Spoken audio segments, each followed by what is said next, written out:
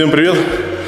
Продолжаем записывать обучающие уроки по дополнительным упражнениям в тяжелой атлетике. Сегодня у нас на очереди приседания со штангой на груди. Только я знаю, что приседаний со штангой есть большое количество, но сегодня я расскажу непосредственно о том приседании, которое используется в тяжелой атлетике. Самое первое, с чего мы начинаем, это мы выставляем высоту стоек такой, чтобы нам было комфортно подойти к штанге, снять ее,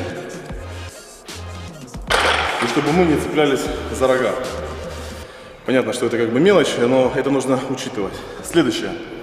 Я уже записал отдельно разминку, она будет на моем канале. Как разминаться перед тренировкой, перед такими упражнениями. Но отдельно хочу сказать, что для новичков я всегда рекомендую использовать такой способ. Я его недавно подсмотрел у ребят в йоге. Берется блин.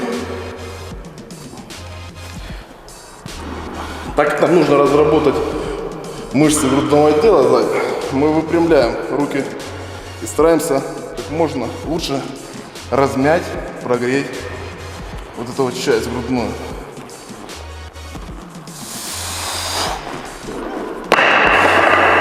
Таких пару подходиков, чтобы наша грудная клетка была готова к тому, чтобы размята и готова к тому, чтобы держать вес. Вот. Следующее, что порекомендовал бы использовать, это вот такие вот резинки. Вот. С ними тоже можно очень удачно порастягивать плечи. Вот. Медленно мы вытягиваем. Таким образом подготавливаем верхний плечевой пояс к тому, чтобы приседать. Советую всем, у кого есть проблемы с фиксацией штанги на груди, делать разминку в лямках. Понятно, что это сейчас с монитора смотрится смешно, но когда вы попробуете это сделать, вы все поймете.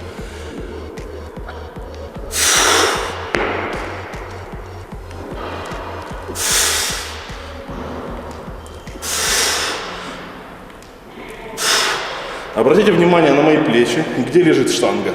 Она не лежит на груди, она лежит на плечах. И обратите внимание на то, что я всегда использую полный хват. То есть благодаря лямкам я не могу себе позволить раскрыть руку. Как это часто бывает, что я вижу вот такие вот приседания. Поверьте, эти приседания рано или поздно приведут к такому же поднятию на грудь и приведут рано или поздно к травме. У меня у самого была травма из-за таких приседаний, поэтому то, что я сегодня вам советую, это все основано на крови и потом, который на опыте, на своем опыте. Поэтому нужно стараться приседать всегда полным хватом, чтобы штанга лежала на плечах, поднимать плечи, раскрывать грудь, локти разводить в стороны. Вот.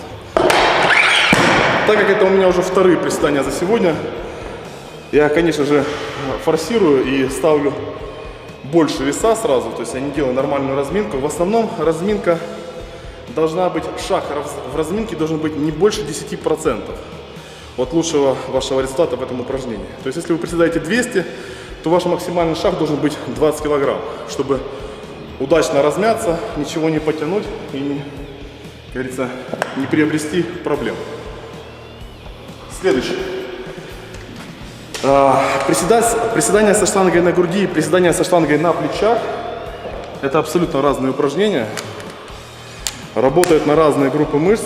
Понятно, что что-то в них общее есть, но если нет острой необходимости, приседание со штангой на груди должно быть чуть-чуть меньше, чем на плечах. Опять же говорю, если нет острой необходимости, к примеру, поднять, увеличить, допустим, результат приседания со штангой на груди. Опять же, обращайте внимание на мои плечи, на мои руки, на мой таз и на мои колени. Сейчас я вам об этом подробно все расскажу.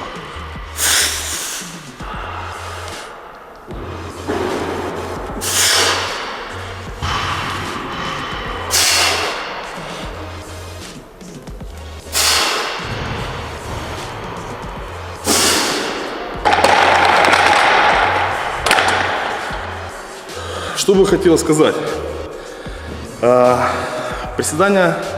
Эти приседания дают большую нагрузку на организм, потому что здесь включаются и мышцы пресса, включается больше мышцы спины, потому что идет больше наклон. У нас работает грудная часть, потому что мы штангу держим на плечах, на груди. Вот, у нас немножко работают другие мышцы в ногах, поэтому здесь не должны быть большие килограммы. Я говорю, с умом. Они должны быть меньше, чем приседания на груди, на плечах. Вот. И эти приседания, если правильно пишет книга, сильно подгружает сердце. Поэтому, если вы чувствуете, что у вас сердце начинает хандрить, или у кого-то есть предрасположенность к тому, что слабое сердце, лучше не давать большую нагрузку в этих приседаниях.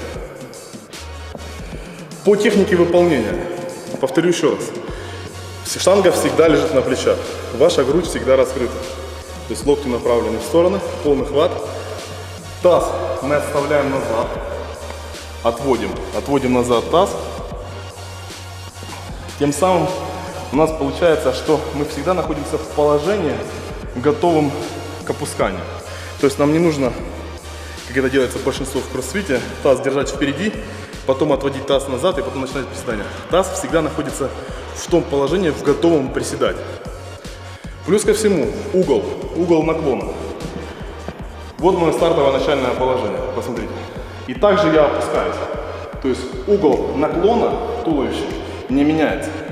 То есть я не делаю кивок вперед, я не делаю кивок назад, колени вперед.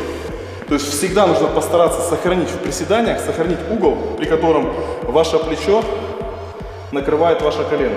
То есть колено не должно выходить дальше, чем плечо. И вот в таком положении мы приседаем. Так, дальше я уже без лямок. Посмотрите со стороны, как это будет выглядеть. Как это должно выглядеть.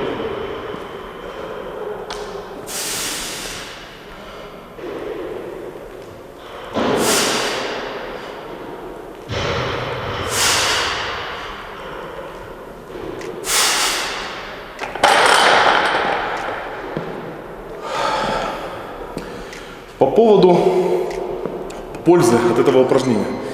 Его очень часто в своей программе, которую я пишу, выкладываю в интернете, я комбинирую еще с толчком со стоек. Потому что оно очень гармонично работает, загружает ногу, и вы толкаете со стоек уже, можно сказать, не со свежей ногой. Поэтому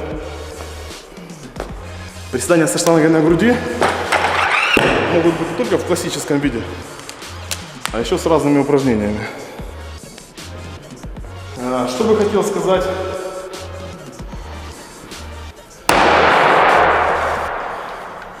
по дыханию.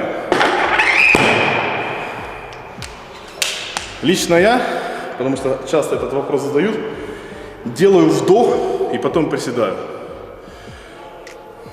Кто-то это делает по-другому. Я же говорю, у меня такая особенность, часто задают вопрос, поэтому я сразу на него отвечаю. Важность приседания, правильное приседание со штангой на груди заключается в том, чтобы его не только как можно больше присесть, а как можно правильно.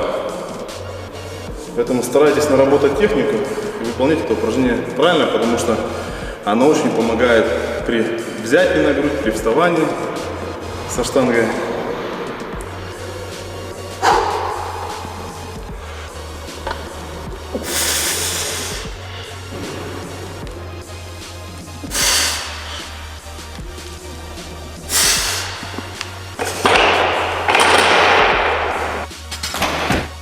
В принципе, прошлись по основным моментам. Еще хотел бы затронуть тему обуви и штангеток. Особенно это очень важно, когда вы приседаете со штангой на груди. Желательно, чтобы у вас был какой-нибудь каблук, либо используйте, если вы приседаете в кедах или в кроссовках, используйте под пятку, подкладываете блин. Это позволит вам сделать псевдокаблук. Таким образом, вам будет удобнее приседать. Пробуйте, приседайте, задавайте вопросы. Если что-то будет неясно, запишем еще одно видео. Всем пока, успехов! Мы начинаем новый тренировочный проект Тарахти Ган. Проект рассчитан на 8 недель, каждая из которых будет состоять из 3 основных тренировок в понедельник, в среду и в пятницу, и 2 дополнительные во вторник и четверг, для тех, кто хочет тренироваться более 3 раз в неделю. Каждая неделя будет сопровождаться видео с пояснениями и указаниями контрольных упражнений, которые вы можете снимать на видео и выкладывать в интернет с хэштегом TarahtiGan и текстом Look My Technique Tarahti. Буду стараться ответить каждому. Поехали!